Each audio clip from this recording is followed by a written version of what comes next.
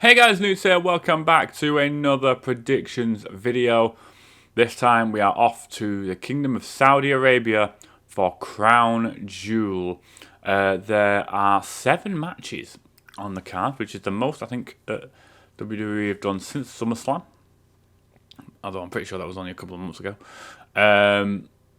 But we'll see, we'll go through the matches in the order I think they will land. We'll kind of go top to bottom, missing one out, basically. Because the one at the top is basically the one I think is going to main event, but we'll see. Starting off with the Fatal 4-Way Tag Team match for the WWE Women's Tag Team Championships. It is Jade Cargill and Bianca Belair, the champions, versus Damage Katal of Io Sky and Kairi Sane. Metaphor, Lash Legend and Jakara Jackson, and Chelsea Green and Piper Niven. Now, similar to something I'll speak about later on with another match, I think this has been made a fatal 4-way to take the belts off the champions without them being pinned. So, with that, it's who I think will take the titles. And I think it will be Chelsea Green and Piper Niven. Purely on the basis that Chelsea Green has been doing a lot recently. Here, there, everywhere. And I think it is time to put some gold around her waist. I don't think she's ready for a world title, but we maybe get to that at some point in her career. I think she's worthy of it. But I think this is a good first step, and I think it also suits Piper Niven to be champion as well. So I'm going to go Chelsea Green and Piper Niven off some form of shenanigans of some kind. Next, we have the triple threat match for the WWE United States Championship. LA Knight, the champion, defending against Andrade and Carmelo Hayes. Now, again, I think this is another match that's been booked so that LA Knight can stay strong whilst also losing the United States Championship, because I feel like he needs to start progressing back up to the kind of upper ends of the card. And I think the way they're going to do it is they're going to have Andrade be pinned by Carmelo Hayes. I think it will be Carmelo Hayes that picks up the victory. I think there is a bit of a backing of Carmelo Hayes, it seems, especially over the last few weeks. It seems like he's getting more of the TV time in the situation with Andrade. Andrade kind of turns up in a sense. But I think the point of the triple threat is to make sure that LA Knight stays strong. Obviously, he loses the title, but doesn't lose it himself. And I'll get pinned himself. And Carmelo can pin Andrade, taking advantage of some sort of situation between LA Knight and Andrade. We'll see. But I think it'll be Carmelo Hayes that walks away as United States Champion. Next up, Randy Orton versus Kevin Owens in a straight-up singles match. And if there's ever a person that can take a loss and it not affect them, it is Randy Orton. So I am going Kevin Owens because I feel like the way this has been booked, the fact that it seems to be Kevin Owens is being told to stay away, and that Randy Orton has basically gone over everybody to go to Triple H to get the match. Everything suits a Kevin Owens, not in a sense of squash, but making Kevin Owens look good in defeat, in a sense. So, and Randy Orton's a master at that. Randy Orton could lose this match and get a world title shot next month, and no one would say anything about it because Randy Orton is that good. But I think Kevin Owens will come away with the victory, and he will carry on his progression into main event scene of SmackDown.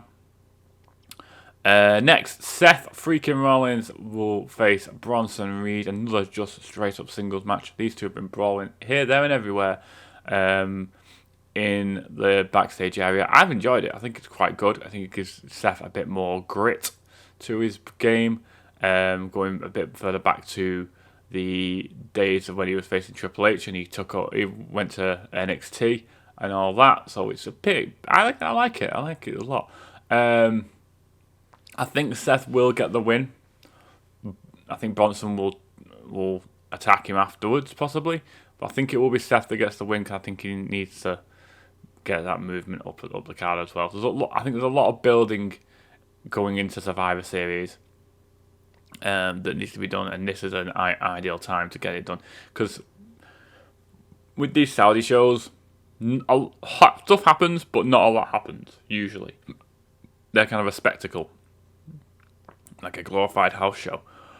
Oh, most of the time, anyway. But I think that Seth just needs the win to kind of progress him. You can obviously have Bronson get back at him after the match to keep his momentum going, because I feel like he is pushing towards that kind of Intercontinental Championship kind of area, whereas Seth is a bit further up the card.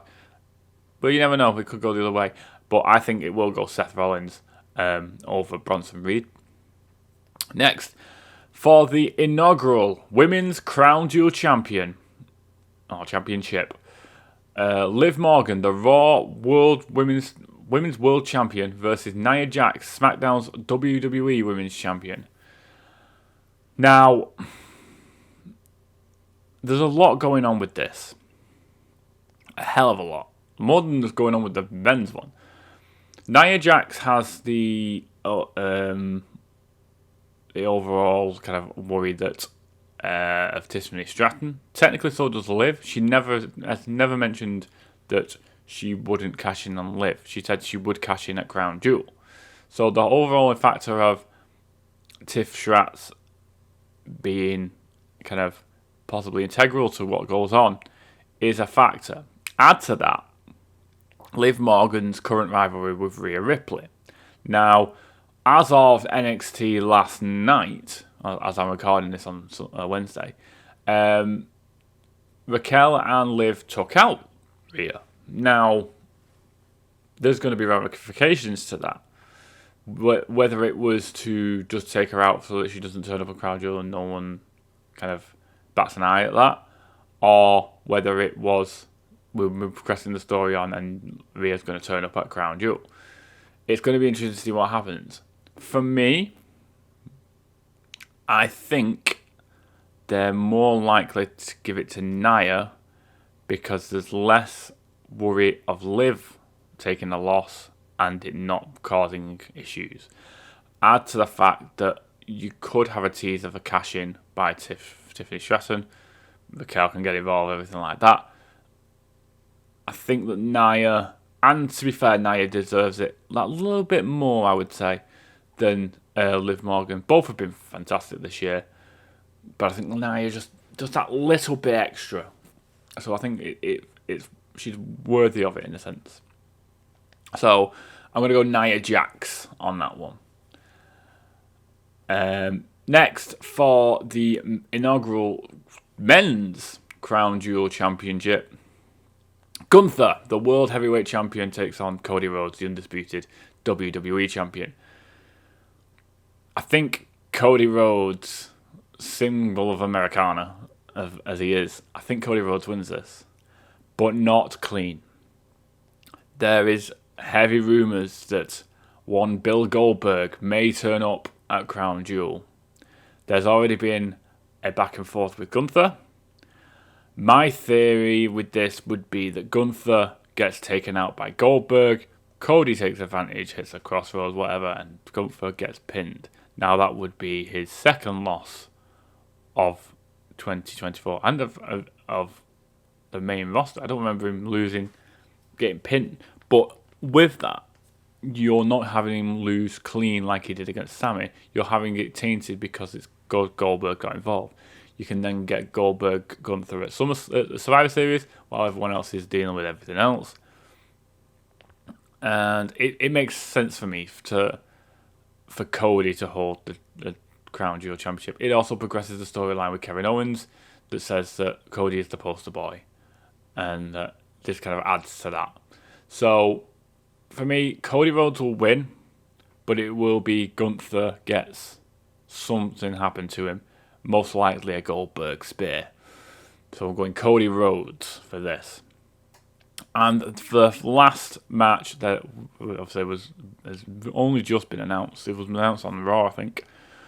Roman Reigns and the Usos, Jey and Jimmy Uso, will take on the bloodline of it says here Solo Sikoa, Tama Tonga, Tonga Loa, and or Jacob Fatu It's a 6-man tag.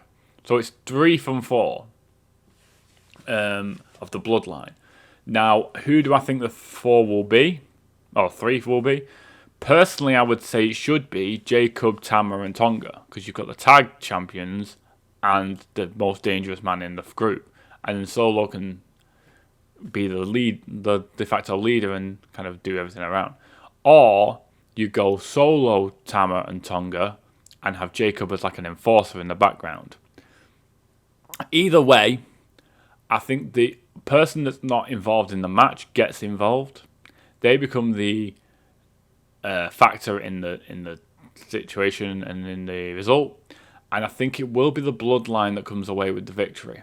The new Bloodline, not the OG ones. Because this will lead to this kind of Solo gloating a little bit, maybe. You have Roman come out later on. This was just SmackDown, by the way, afterwards. Then it kind of sets up War Games. We've seen a little bit with Sammy in the background on Raw. Or he was seen in the parking lot with Solo. It's like I think the War Games match will be the original Bloodline of Reigns, the Usos, and Sammy versus the new Bloodline of Solo, Tama, Tonga, and Jacob Fatu. I think that's where they're going with it.